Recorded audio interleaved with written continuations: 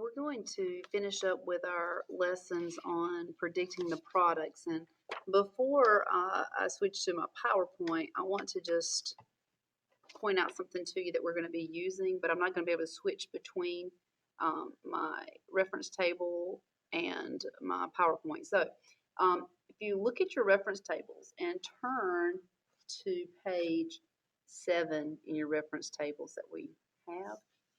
Of course, we have been learning our polyatomic ions, so you see those here, but you also see the activity series of the halogens and the activity series of your metals.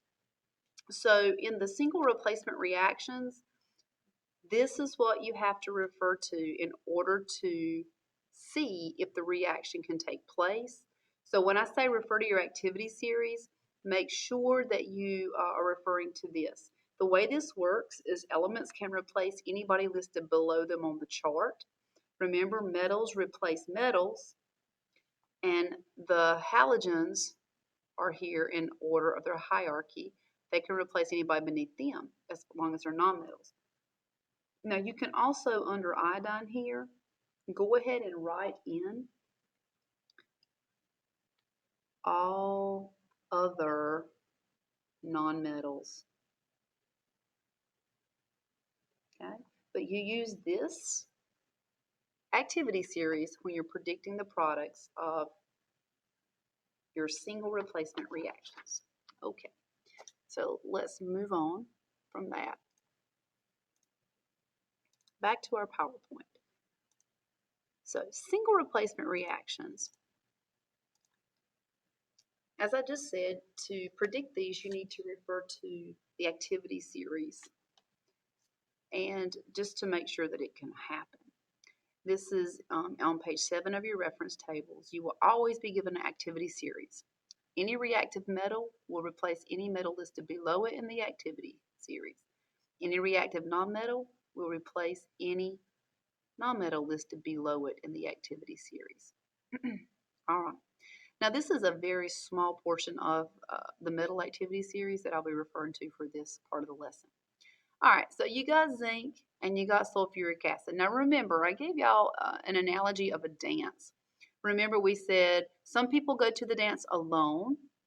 So this would be zinc. Zinc's going stag. He doesn't have a date. He shows up to the dance ready to have some fun. Now remember, our boys are the metals in my analogy that I use. Here we have a compound, a couple. Now let's identify the composition or the components of our couple. Hydrogen is the cation and sulfate is the anion. So it's hydrogen dancing with sulfate. Here, hydrogen's dancing with hydroxide. In this one, potassium's dancing with nitrate. Here, potassium's dancing with iodine.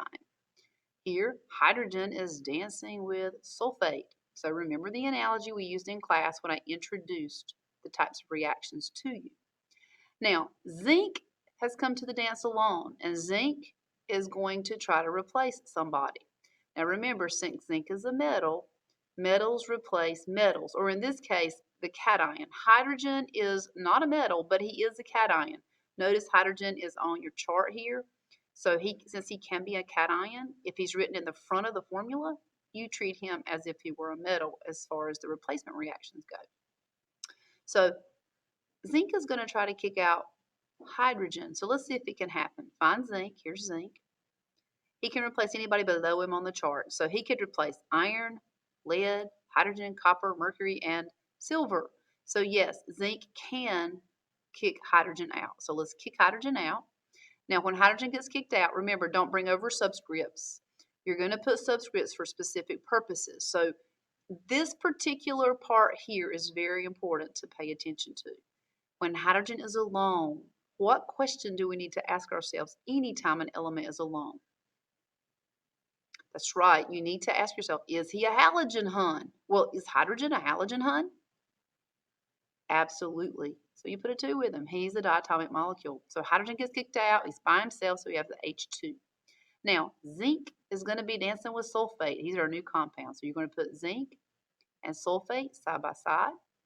Label and cross your charges. Refer to your periodic table. Zinc's a positive 2 charge. Sulfate's a negative 2 charge. You should remember from your polyatomics. Plus 2 minus 2 cancels, so that's your formula. So now we've predicted our products.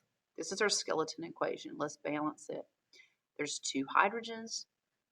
There's 2 hydrogens. There's 1 zinc. There's 1 zinc. There's 1 sulfate, and there's 1 sulfate. So this is balanced. All right. Let's look at the next one. Sodium comes to the dance alone. Hydrogen comes to the dance with hydroxide. So hydrogen is dancing with hydroxide. Sodium is looking to cut in. Well, remember, since sodium is your metal, the metals kick out the first element in the ionic compound, or in this case, in the water. Hydrogen, got to see if it can happen. Let's check it out. Sodium is here. Sodium can kick out anybody below him, so yes, he can kick out hydrogen. So hydrogen gets booted again. When he's alone, he's the halogen home. That's right, put a 2. Now, let's write our new compound formula. So sodium is now going to be dancing with hydroxide. So put sodium and hydroxide side by side.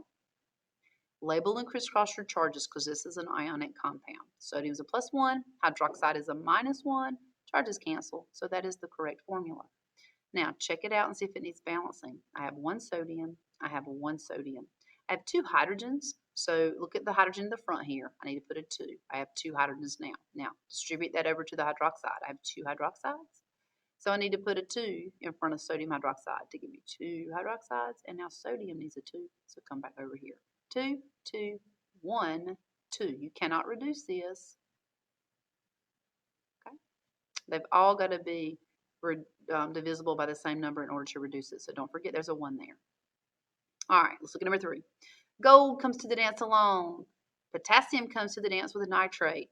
So let's see if gold can kick out potassium. All right, let's find gold. Oh, gold's not on this list. Well, darn it. Well, if you look at your activity series on your periodic table, you will find that gold is down here at the bottom. Okay? I'm going to go ahead and write them in. But look at your periodic table activity series, and you'll see this is not a complete one. This is just one that I quickly found and pulled into my PowerPoint. So gold's down here. He's trying to kick out potassium. Well, let's find him. Potassium's way up here at the top. So can gold kick out potassium? No. Gold can only kick out someone if it's below him. Well, nobody's below him here. So gold gets denied. Gold cannot kick out potassium. So if you come and run across one like this, you're going to tell me no reaction. Absolutely nothing is going to take place, so your answer will be no reaction. Okay, look at number 4. I've got chlorine comes to the dance alone, and then potassium comes with iodine. Now look, what kind of element is chlorine? A metal or a non-metal?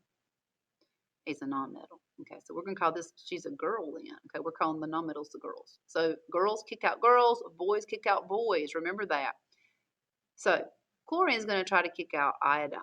So you have to look at your activity series for the halogens here. Now, I don't have that up on the screen. Please look at your periodic table, and you will see that chlorine can kick out iodine. So iodine gets kicked out, so you'll put I2 because it's a halogen, hun. That's right. And now potassium is going to be dancing with chlorine. Remember to put potassium first because the boys lead. The metals have to come first. He's a +1. Chlorine's a -1. Charges cancel. So now we need to balance it. 2 chlorines here, so put a 2. That gives me 2 potassium, so put a 2 over here. That gives me 2 iodines, and I got 2 iodines. So 1, 2, 1, 2. Balances that equation. All right, aluminum wants to cut in. Aluminum's a metal, so it's going to try to kick out hydrogen. Here's aluminum. Here's hydrogen. So yes, aluminum can kick out hydrogen. Hydrogen gets kicked out for a 3rd time in this little series of problems here. Poor hydrogen. All right, anyway, aluminum is now going to dance with sulfate. So put your aluminum and put your sulfate side by side. Aluminum's a +3, sulfate's a -2, so let's crisscross our charges. So the 2 comes down here, the 3 comes down here. Okay, remember, get rid of your charges. I don't have my eraser here, so get rid of your charges. Okay, remember to get rid of your charges. You get Al2SO43. Now, balance it. Let's see, I have 3 sulfates here, so let's try to... let's see, we'll put a 2 here. That gives me 4 aluminum, so put a 4 there. And that gives me 2 times 3 is 6 sulfates. So let's put a 6 here. That gives me 6 sulfates.